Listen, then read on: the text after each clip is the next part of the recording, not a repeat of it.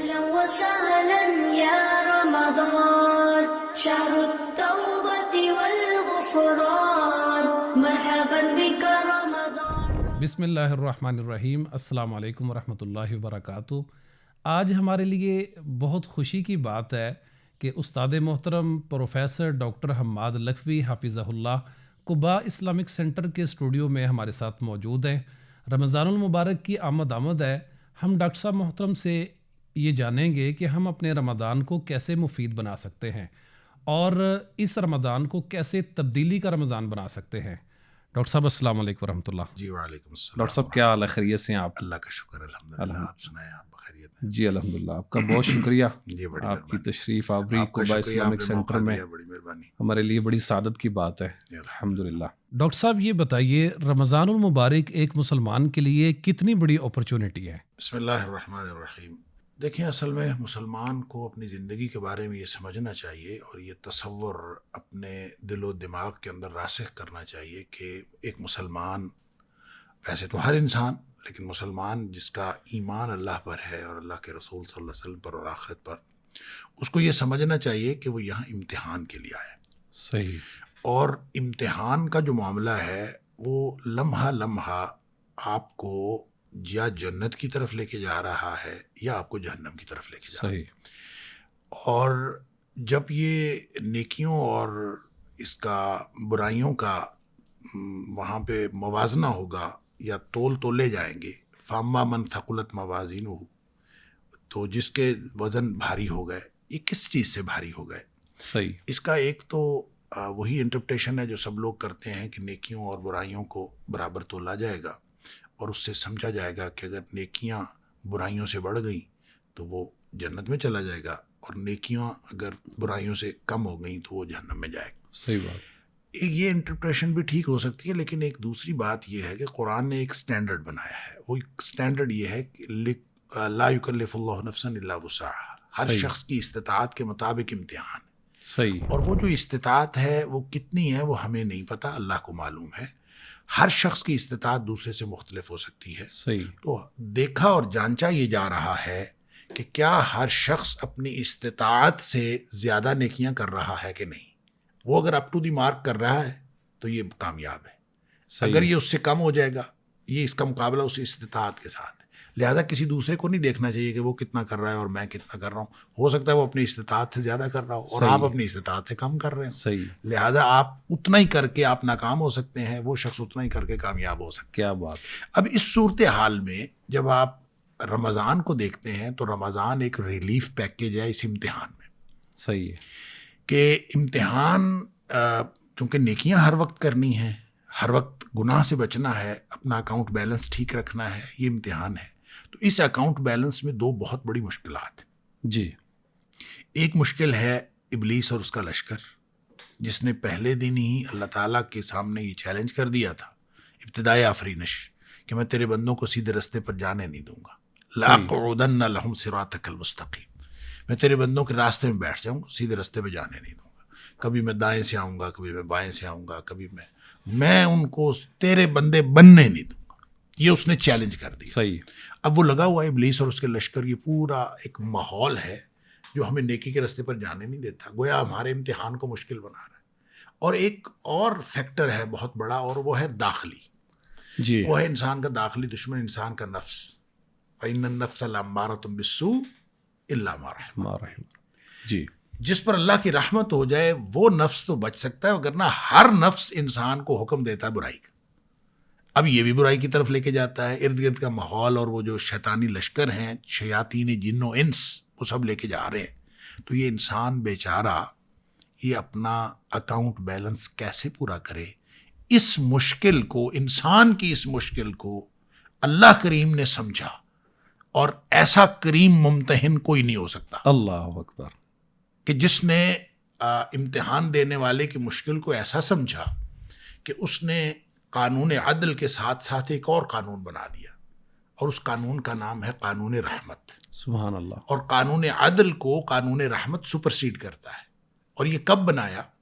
بخاری شریف کی حدیث ہے، نبی پاک صلی اللہ علیہ وسلم نے فرمایا کہ جب ابھی یہ خلائق پیدا نہیں ہوئے تھے ان اللہ تعالی کاتب کتابا قبل ان یخلق الخلق.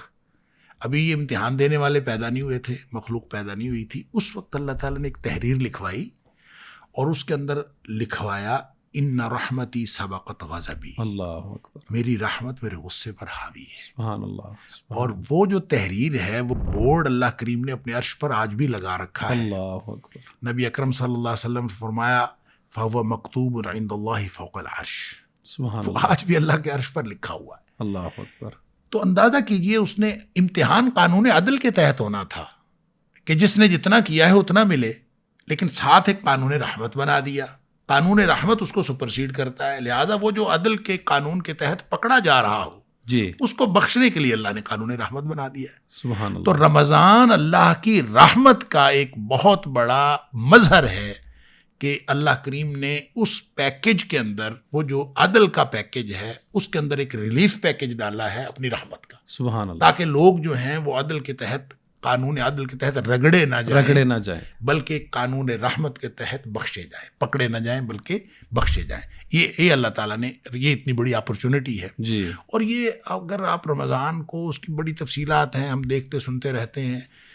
اندازہ کیجئے کہ جو نبی کریم صلی اللہ علیہ وآلہ وسلم نے فرمایا کہ روزہ جو رکھے، دو ہی چیزیں اس میں زیادہ پرومیننٹ، ایک رات کو قرآن سننا جی اور دن کو روزہ رکھنا. روزہ رکھنا. تو دونوں چیزوں کے بارے میں بڑی معروف احادیث ہم سنتے رہتے ہیں کہ من صام رمضان ایمانا واحتسابا غفر له ما تقدم من ذنبه. جس شخص نے رمضان کے روزے رکھے ایمان و احتساب کے ساتھ، اس کے گزشتہ زندگی کے گناہ معاف ہو گئے.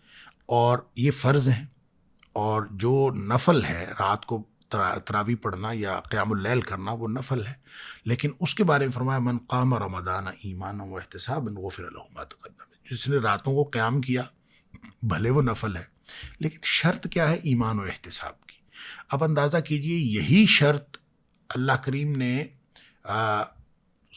لیلۃ القدر کے بارے میں بھی لگائی. نبی پاک صلی اللہ علیہ وسلم نے فرمایا من قام لیلۃ القدر ایمانا واحتسابا غفر له ما تقدم من ذنبه. سبحان اللہ. اگر کسی نے لیلۃ القدر کو ہی ایمان و احتساب کے ساتھ قیام کر لیا تو اس کے بھی گزشتہ زندگی کے گناہ معاف. کیسا پیکیج ہے. سبحان اللہ. اچھا، اب یہ جو شرط ہے نا وہ ہے ایمان و احتساب. صحیح ہے. ایمان کیا ہے؟ اللہ کے پورے نظام امتحان اور نظام عدل پر ایمان. اور احتساب کیا ہے؟ اپنا اکاؤنٹ بیلنس کا دھیان، اس کی توجہ کہ اللہ میرا اکاؤنٹ بیلنس خراب ہو گیا ہے، میری نیکیاں کم ہو رہی ہیں، میری برائیاں بڑھ رہی ہیں، یہ اللہ کے سامنے رکھنا. اور اس احساس کے ساتھ روزہ رکھے گا تو گزشتہ زندگی کے گناہ معاف ہو جائیں گے. اس احساس کے ساتھ رات کو قیام کرے گا، اس کے گزشتہ زندگی کے گناہ معاف ہو جائیں گے.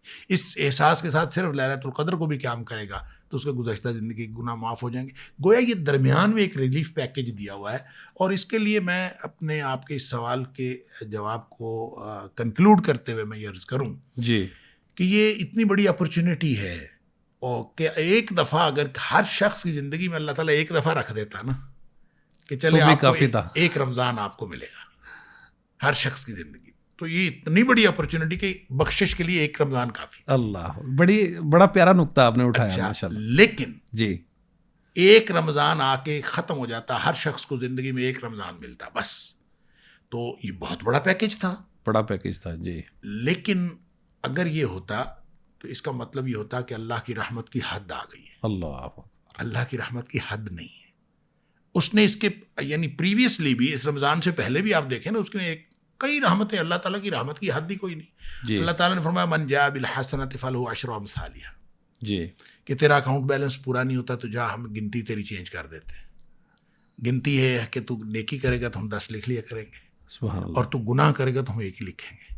اب اندازہ کرے دن میں انسان 9 برائیاں کرے، جی 1 نیکی کرے تو نیکی پھر بھی بڑھ جائے گی. کیا بات ہے. اور یہ پہلے ہی اللہ کریم نے رحمت فرما رکھی ہے. اس کا اکاؤنٹ بیلنس پھر بھی پورا نہیں ہوا. اگر اللہ کریم 1 اور 10 کی ریشو سے لکھ رہا ہے تو اس کی رحمت کا آپ اندازہ کیجئے. تو پھر بھی رمضان جیسا ریلیف پیکج دیا، اور اس پیکج سے اگر انسان فائدہ نہ اٹھائے تو اسی لیے نبی اکرم صلی اللہ علیہ وسلم نے فرمایا من حرم خیرہا فقد حرم. جو رمضان کی بھلائی سے اور خیر سے بھی محروم رہا وہ ہے اصل محروم. اللہ لہٰذا اس محرومی سے بچنے کے لیے ہمیں یہ رمضان کی اللہ تعالیٰ کی جو رحمت کا مظہر ہے اور رمضان کی جو اپرچونٹی ہے اس کا احساس ہونا چاہیے اور اس کی بھرپور تیاری پہلے سے کر رکھنی چاہیے. صحابہ کرام کے بارے میں اور اسلاف کے بارے میں تو یہ تک آتا ہے کہ وہ 6 مہینے شکر کرتے تھے کہ اللہ نے رمضان عطا فرمایا, اللہ, اور اگلے 6 مہینے انتظار کرتے تھے اور دعائیں کرتے تھے کہ اللہ تعالیٰ رمضان عطا فرمائے. اور یہ اگر ایک دفعہ بھی آتا تو میں نے عرض کیا کہ انسان اللہ کی رحمت کے لیے کافی تھا اور انسانوں کی بخشش کے لیے کافی تھا, لیکن وہ اللہ کی رحمت کی حد کی علامت ہوتی, اس کا ثبوت ہوتا, اور اللہ کی رحمت کی حد کوئی نہیں ہے. اس لیے اللہ تعالیٰ ہر سال ایک رمضان عطا کر دیتا سبحان ہے, اللہ, اور سبحان جتنا عرصہ انسان زندگی گزارتا ہے ہر سال رمضان آتا رہتا ہے. اور یہ اپرچونٹی اتنی بڑی ہے کہ یہ زندگی میں ایک دفعہ ہی کافی تھی, لیکن ہر سال آنا یہ اللہ تعالیٰ کی رحمت کے بے پایاں ہونے اور لامحدود ہونے کا اظہار ہے.